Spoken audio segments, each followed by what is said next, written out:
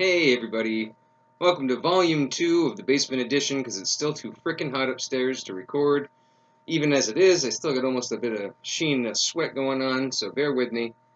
Um, Happy Monday, hope your weekend was good, hope you did something fun and interesting, and I don't know, it's 50-50 on whether I hope you did something outside if you're in the area because it is uncharacteristically hot, and did I even uncharacteristically hot? I don't even know what word I just said before that, but anyway, the heat's getting to me. That's what it is. We'll blame the heat.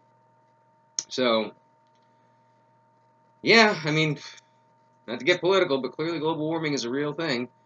And, I just saw something the other day where it's like, if you are consistently worrying about, climate change, then look into sustainable farming and, stuff that you can do to help. And, obviously, I'm sure, like many of you, please don't hit the table with your head. Thank you. Like many of you, and then she sniffs the table, which guarantees that you're gonna hit the head on the table. Leave a little loud, everybody. Always want to make a cameo through table shakes. Never really quite with their nose in the actual frame, but um, so it's one of those where it's like, okay, well, like many of you, I don't really have like a whole bunch of money I can throw at a cause, so what can you do from day to day stuff? And it's just like, the, the the little that I could do is like, again, almost all of it would take money. I mean, like I can do little things, like I could start my own garden, and that can help out a teeny bit. And I could, like, I mean, I have a gas guzzling car. I guess technically I could always get a electric, but that is currently outside of my way outside of my budget. Um, I worked way too far away to bike. And I don't even know if that's something that I would be able to do without getting heat stroke in the way that the weather's been lately. Um, so yeah, it's just one of those things where it's just I should just look into little things of like hey, what can I do day to day, and if everybody else did the same thing, then maybe we could help. Um, I don't know. What's nuts is that all right. So as of recording this, we're things are kind of seems like temporarily calming down. Opening up, places are going full capacity, people getting vaccinated, and then I see the writing on the wall though because already I see places saying it's like even if you are vaccinated, still wear a mask because now we have a Delta variant or something going around.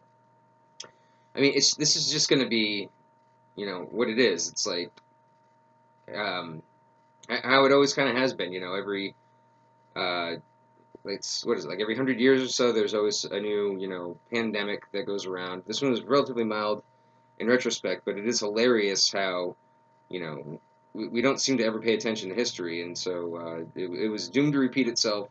And arguably it we handled it even worse than I think we did in like was it like 1915 where it showed everybody in the baseball stands wearing a mask, and I don't know. um, Again, I always end up getting political, but I mean, it's like that's just the climate that we're in. It's like besides the handful of people that I talk to on a semi-regular basis, and obviously we're all sick of talking about it to each other.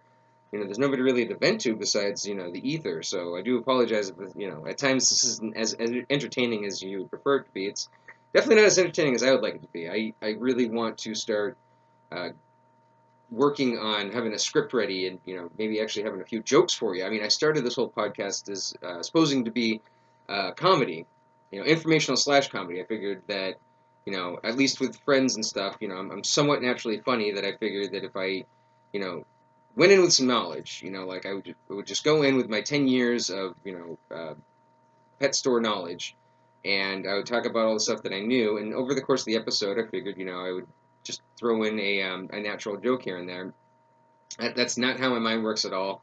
When the camera goes on, I'm very conscious about the fact that I'm on camera. Eventually, it's going to be, uh, put out there, and I just try and make sure that I'm getting the facts straight is what I'm more concerned with. So, I want to be more entertaining for you. I vow to be more entertaining for you. But at the moment, this is just me trying to squeeze it into a typical work week.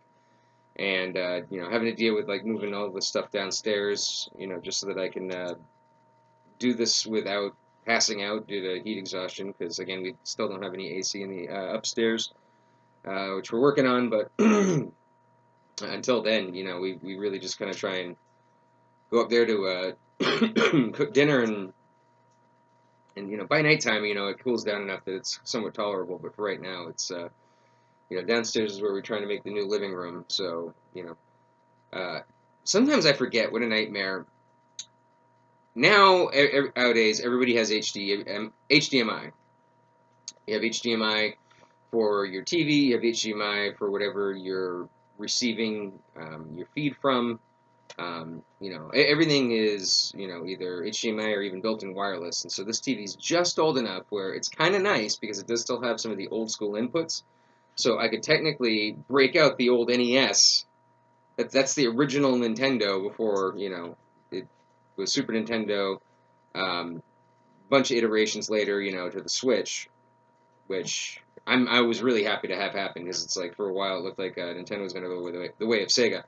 And the Switch has just been kicking butt and taking names, so good for them, because that was literally my childhood. But yeah, the old NES, the old, um, before I realized that you could just use a cotton swab with alcohol. That pisses me off.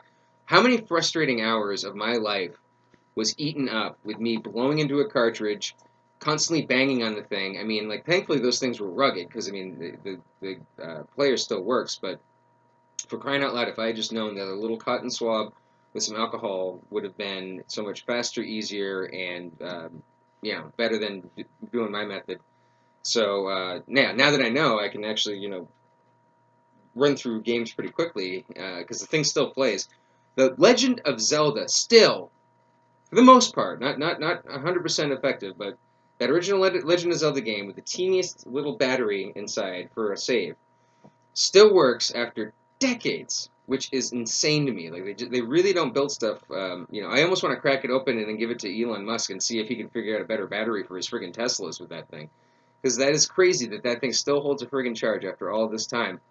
It shouldn't. It really shouldn't. I mean, I don't even think the system was originally built for saving, because you have to like do this tricky thing where you hold in the reset button and the start button at the same time, and yeah, I still have a decades old game from back in the day where I have, I think, one quarter heart to go. I think I've never been able to get the entire full spectrum of hearts in almost any Zelda game that I've played. I've always been at least one short. Um, and that's even with, like, we used to have the game guide walkthrough things, and now like all it is just a quick internet search, and somebody else has already figured it out and put it on there. Sometimes it seems like before the game even comes out, which is insane. So you don't have to spend any money; it's completely free. If you want to cheat your way through the entire game, find every single heart, find every single little hidden item, every gem, you can, because somebody else did it before you, and they were nice enough to share. So yeah, for some reason I never seem to be able to get all the hearts in the Zeldas. But anyway, I digress. So the TV has a bunch of different old school stuff. So it has the like DVI that you can hook up to a computer. It has the red, white, and yellow. The red, white, and yellow. It also has the red, white, blue, green, orange deal. So it's a great one to have. So you can have all sorts of different devices attached to it, many of them old school. But what it doesn't have is an HDMI, and it's just nuts because, in order to run it through, because it doesn't have Wi-Fi or HDMI, so we use an old desktop that's hooked up to the internet, and we use most of that to watch our stuff through. And I don't know. I have never. I don't think I've ever thrown away a cable in my entire life. I still have all those auxiliary ones from back with it was basic cable with the TV static and stuff. I still have those cables, which I don't know I'll ever use again. And yet I still can't seem to find the cable that I originally used in order to hook up the TV to the computer. So for right now, it's pretty much just the world's biggest paperweight right now. But eventually, it's going to be a second living room, and because we have the living room, kitchen, bedroom, bathroom upstairs. So down here, it's more of like, a family slash laundry room, laundry behind me. I close it so it's not as much of a distraction. Although last episode, I guess it was starting to slowly creep open on me, which was like, very distracting when I noticed that it was like partially open, and I was like, how long's that been like that? You know, it doesn't seem like it from my setup and from my podcast, but I do have the tiniest bit of OCD.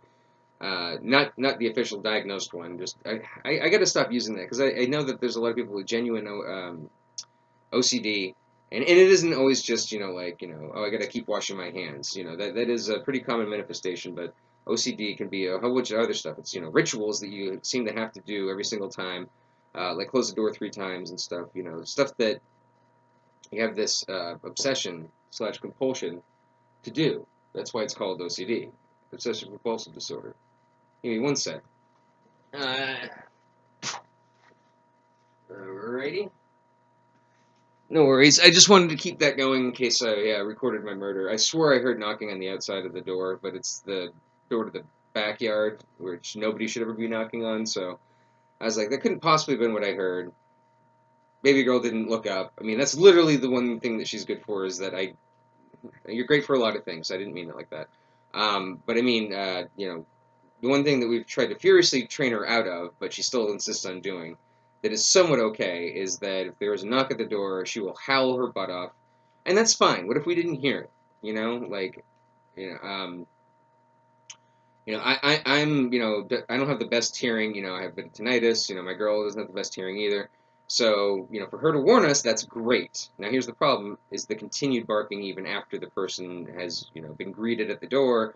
She even knows that it's somebody that she recognizes. She still won't shut up. So, you know, when I get the ambition to, I do have to teach her hush, which if I'm successful at, that'll probably be one of the dog videos, just so that you guys can see the progression. Maybe I don't know, and that's actually an interesting one. What if I start recording the beginning, middle, and end of a trick? Like here's the problem behavior.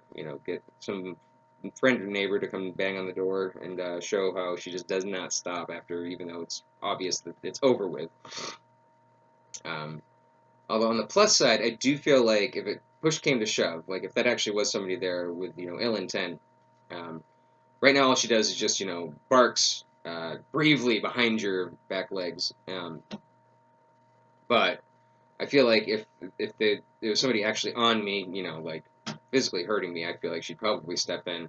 And she doesn't look like much. I mean, if you've been watching, you've seen her in a previous episode. She's just a skinny little thing that I can lift up super easy. But it's all solid muscle, and I've seen her attack toys in a way that scares me and makes me glad that she's on my side. So I think that she could mess up a hamstring. I think that if she managed to get I think if she managed to get an artery, you'd be in pretty big trouble, to be honest. So not that I'm, I don't go advertising my residence or anything. So I'm not trying to warn people away from trying to break in. It's not like I'm a celebrity where they're just like, oh, I got his lamp. I got his lamp that I saw in the background one time. But yeah, that's definitely something that I feel a little more secure knowing that she's here.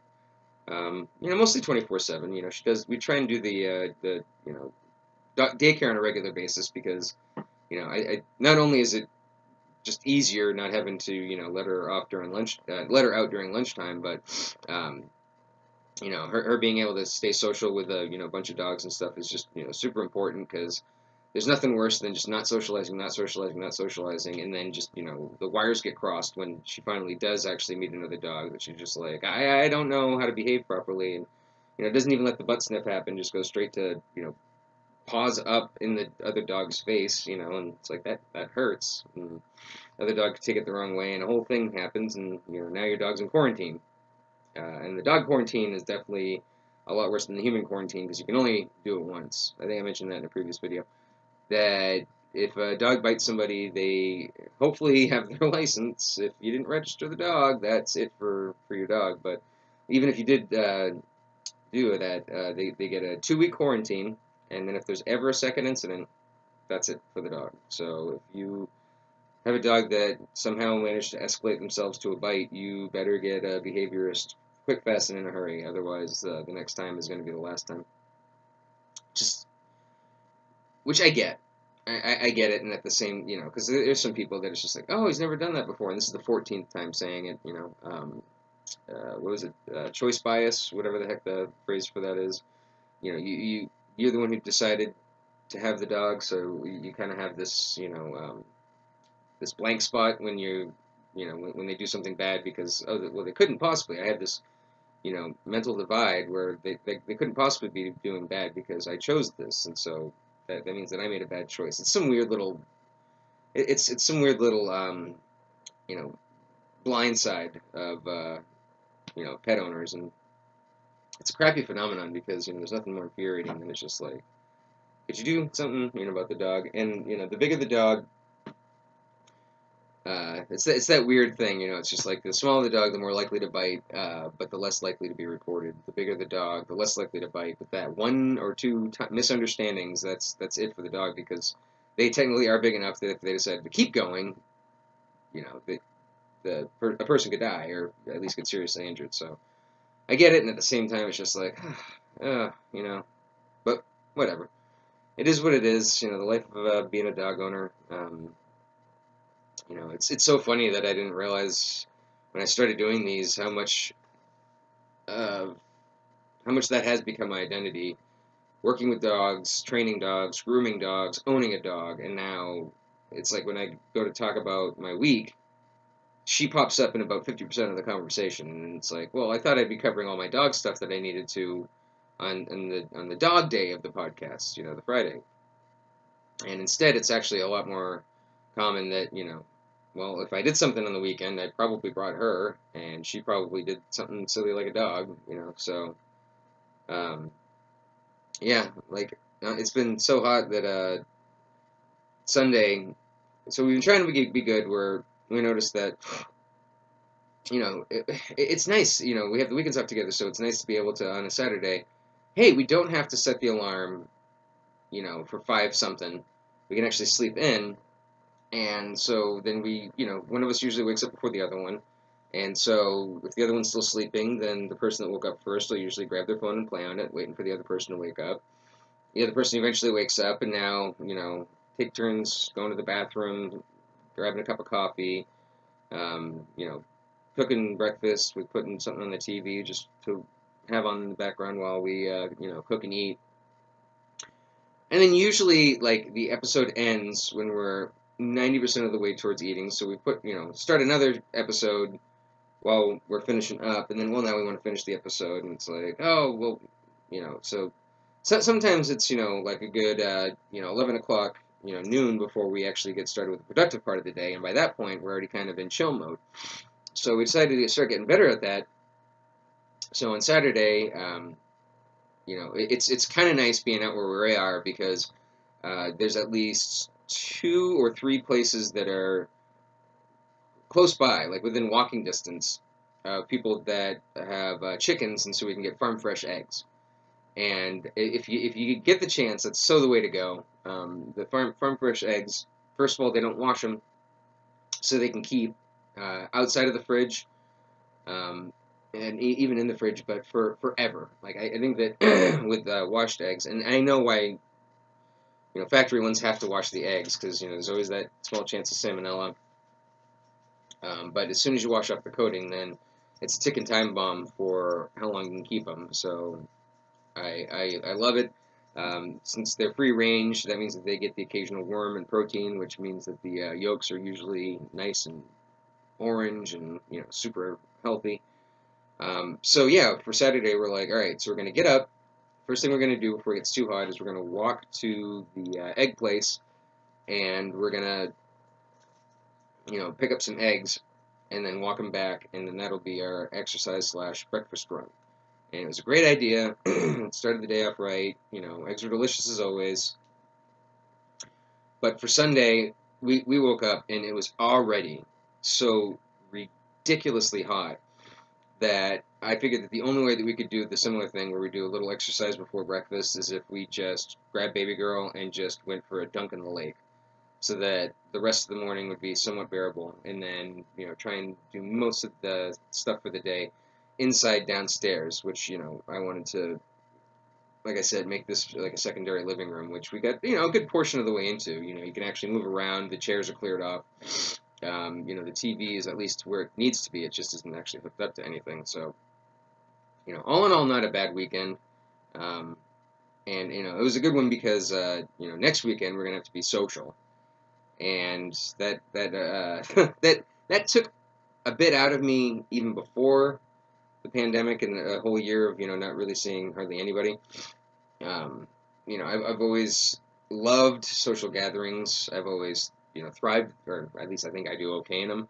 I've always thrived in them, but at the same time, I feel wiped afterwards, which is why it was kind of nice to get out of retail because that's basically your entire day is person to person interactions, and not all of those go great.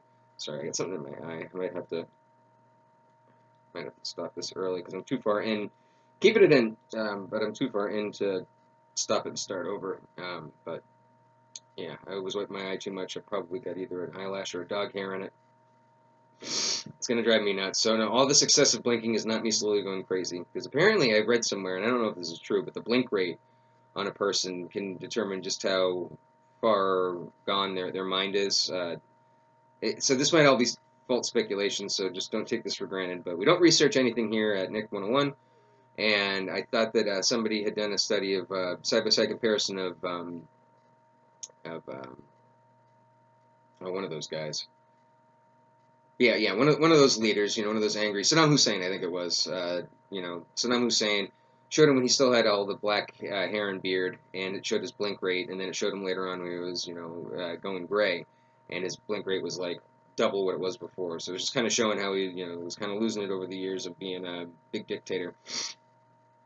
So I assure you that if you see excessive blinking, 9 times out of 10, I get stuff in my eyes so friggin' easily. It's almost ridiculous. Like you'd think having, I almost wonder how much more often this would happen if I didn't wear glasses because I get enough stuff in my eye, even with a small protective barrier in between. Could you not lean against the table? Thank you so much. Thank you. Just gonna move that butt over. Thank you so much. All right, appreciate that. She's a typical dog. She can't just lay down. She has to lay down and lean against something. So even if it's like the bottom tray of the TV stand, where there's no way that can be the comfortable at all. I see it in huskies all the time too. It's just like they either sleep on a pillow or they sleep with their head on like a rock, and there's no in between. It's either like hanging off the edge of something so that it like like so they can't even breathe and they're making snoring noises because they're literally closing off their their windpipe. Yeah, she doesn't have any husky in her that I can tell, but she's very husky in that regard as far as her behavior goes. But so depending on how ambitious I get, I'm going to warn you ahead of time. I could have saved this for next week's podcast, but pretty soon here, I'm really excited. I'm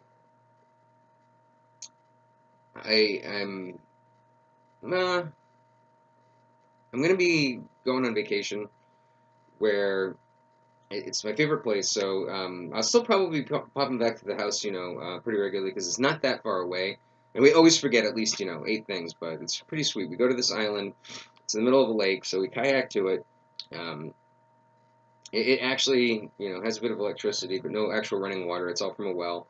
All the meals we cook on the fire, but I get no service whatsoever, so it would either have to be me recording it with my phone's camera and then coming back to the mainland and then downloading it, or just taking a break for a week, or loading up an episode. So that loading up an episode is going to be a little trickier because I can barely squeeze them in between me getting off of work and then my girl getting home as it is. But if I do radio silence for a week, that's going to be why.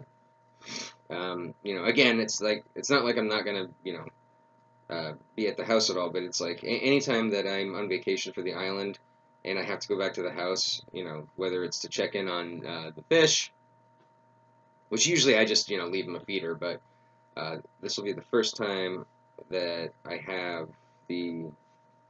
believe that I have the axolotl when I go on the island, so no, that's right, I did actually use the feeder, and that actually went really well. We came back and the axolotl had grown, so I don't know if the feeder was dropping more pellets than I usually do, but the thing thrived without us there. Maybe it just liked the quiet and solitude. But anyway, I mean, I still don't want to, not check on them for a week. But it's my favorite thing in the world.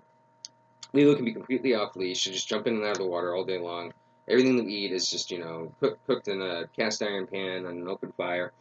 Um, no TV, no social media. I remember one time when I was really obsessed with that turns-based Marvel game.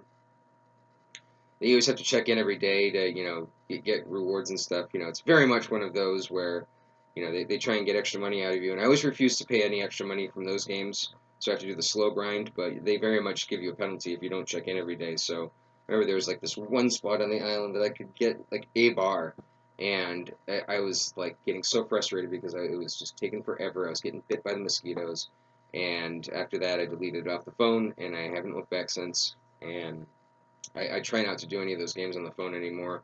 You know, it, I am just the right kind of addict for, Candy Crush or any of those types of games where, you just keep coming back and you just keep doing the same puzzle stuff and you keep getting more rewards and you keep getting further and pretty soon you're on level 8,706 and you're just like, what the frick? Like, you know, if you work out how many man hours that just sucked out of your life, for really nothing. I mean, eventually I always end up deleting them off my phone anyway, because I realize it's like, okay, well, I'm stuck at this level. I've played it for forever. It isn't fun anymore. It's just literally something that is sucking away some of my time, and I could spend it being more productive. So I delete it off my phone, and then I replace it with something that's just as not productive. Like I either scroll Reddit, or I do something completely equally unproductive. But I always feel good when I delete the thing. I'm just like, there. Now I'm gonna be better. Now I'm gonna change. So. Those games are designed exactly for my type of addiction, and I try not to, but I always seem to. Oh, a new phone. Oh, Best Fiends? What's this? Oh, crap. Ah, here it goes again. So, that's one where, the island. It's great. I'll bring a couple of books, and sometimes I won't even get get around to cracking them open. No, I take that back. There's always at least one day of the week that I manage to at least have a good, chunk of a day that I spend reading. And what's nuts is that I used to be such a reader is that I could actually, kill a pretty decent sized novel in an afternoon.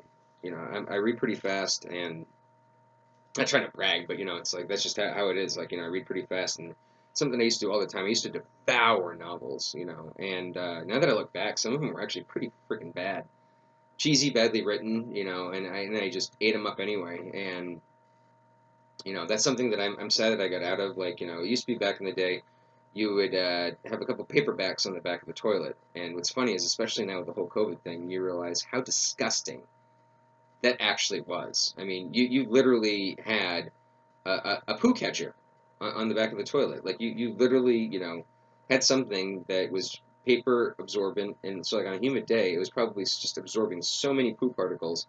But yeah, and also horrible for hemorrhoids. Like as far as I know, I never got a hemorrhoid yet. I think that if you have one. But sitting on the toilet longer than when you need to is actually really bad, and can give you hemorrhoids pretty easily.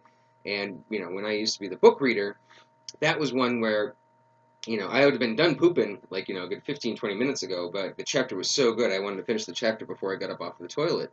And I'm just glad that, the cumulative effect of that didn't end up giving me just the nastiest friggin' hemorrhoids and having to sit on a donut for a while, because that's really bad. So now, obviously, everybody does the phone, which is probably just as gross, because there's probably not many people out there that are sanitizing their phones. What's really cool, if you didn't already know, that they now have these UV lights you can put the phone in, and it kind of basically just kind of kills everything that's on the surface, which you really ought to do, because that probably is one of the nastier things that you carry around on you.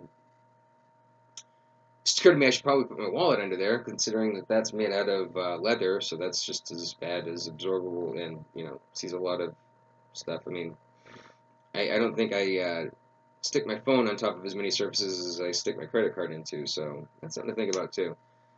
Yeah, I don't think I'll ever become a germaphobe, because I do know how important it is to keep not only keep your immune system healthy. So yes, doing all the vitamins, doing all the getting out in the sun, getting vitamin D naturally and through supplements, exercising, getting enough sleep, all do amazing wonders when it comes to your immune system's ability to fight off diseases, infections, bacteria, whatever. But even more so, I mean, if you literally live just like in a plastic bubble your entire life, and then you come across a common cold 20 years down the line, your immune system is going to be like, oh, those guys have been sleeping for 20 years. I don't even know if they're up for the job anymore. Hey, you guys, oh yeah, they're all lazy couch potatoes. That cold is going to kill you. So I do know the importance of at least exposing yourself, to stuff every once in a while. So I'll never be a complete germaphobe, but I do find it fascinating to listen to people like Howie Mandel on podcasts because he's been a guest on a couple of them now, and obviously all they want to know about is the OCD. And what's funny is that I thought that was something that he developed later on in life. Like, when he used to have the hair and do stand up, I always assumed that it was when he got, some money and he kind of got a little weird and, kind of like the Howard Hughes. Like Howard Hughes was not the stay inside pissing in jars that he was later on in life, earlier. So I thought it was something that had developed. It's like, no, it always has been. In fact, that is what actually had got him into comedy. The rush of that. That's where the rubber glove, gag came from. So, I thought it was interesting to figure, to hear like how he'd been doing, and he was very depressed. And it's like, what? I thought you'd have thrived. I mean, like this is how you already lived. It's just like, well, no, now, like, stand up was something that I did as a thrill, so that I could keep my mind off of my germs and OCD for a while. Like just the sheer panic of going up there with nothing ready. Was a distraction. And for a full year, no clubs were open. You couldn't go do the distracting things. So he suffered just as bad, if not worse, than anybody else. And so, um, yeah, thankfully I never was real germaphobe. I feel like if I was, I would be even more so now. But um, you know, that's something where I'm definitely a lot more conscious about how gross stuff is. Like especially with the with open mics and everything. The sharing a mic thing is so gross, especially because there's some comics out there where they, you know, for comedic effect, would simulate oral sex on a mic, just like literally put their whole mouth on it. Um, many comics are, the thing that they're known for is not their hygiene. Like let's just say that Howie Mandel is definitely an outsider in that. He was one of the first people to actually bring his own mic, and that made him seem elitist, but it's actually the opposite. He was just like, no, no, germs.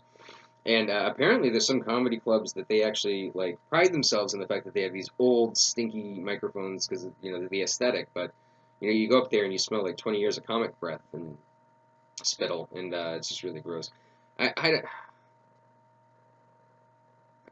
I mean, some of them, they'll fart on the mic. They'll.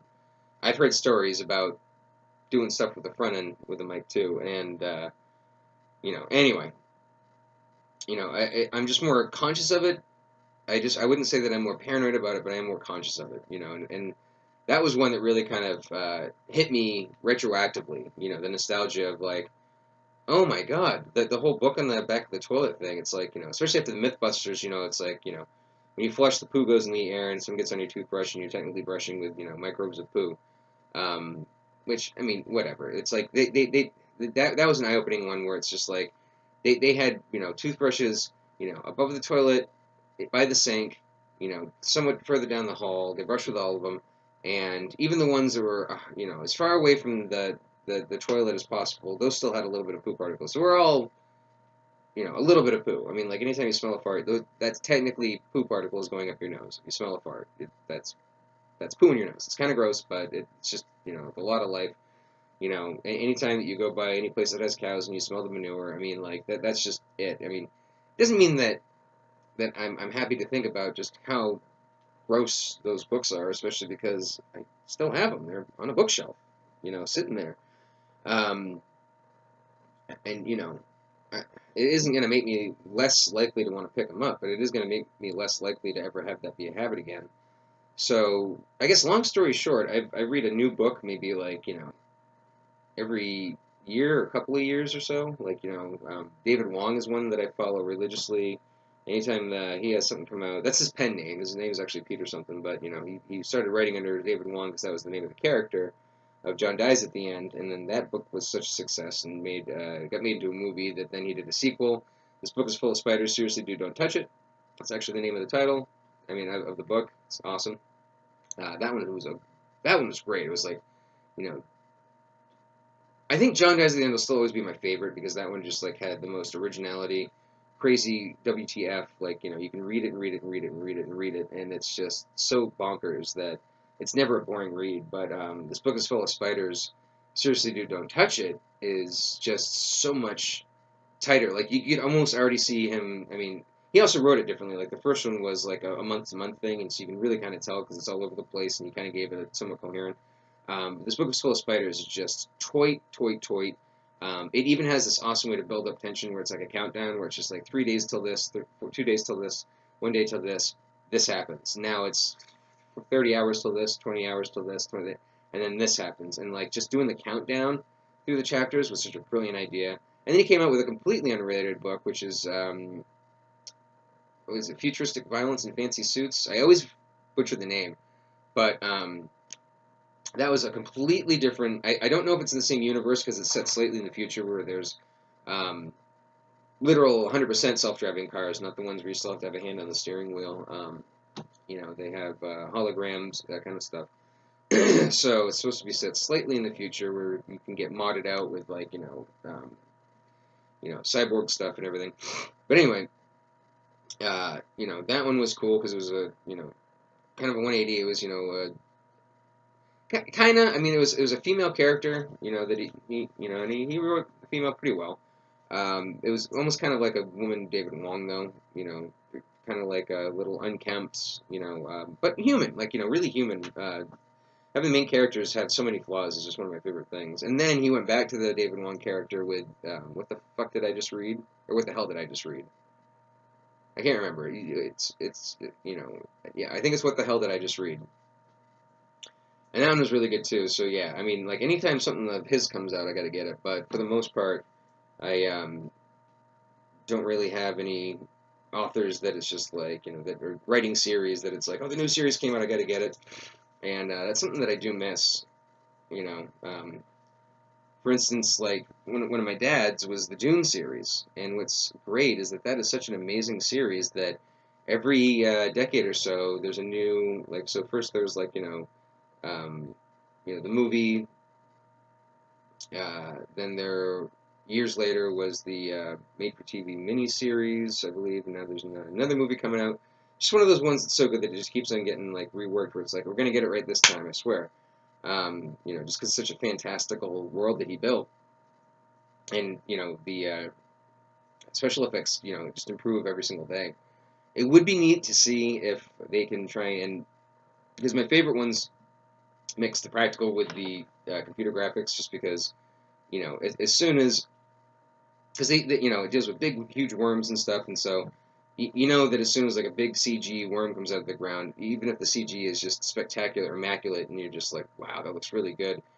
There's something about, at least for right now. I mean, maybe later on it's going to change, but at least for right now, there's still something about when they can make a giant prop come out of the ground because all the sand particles, act like real sand particles because they are real sand particles, whereas CG sand particles fit the program, and so the program could even intentionally have some chaotic speckles, but it still doesn't might not move quite as you might still catch a little like blurring, and so yeah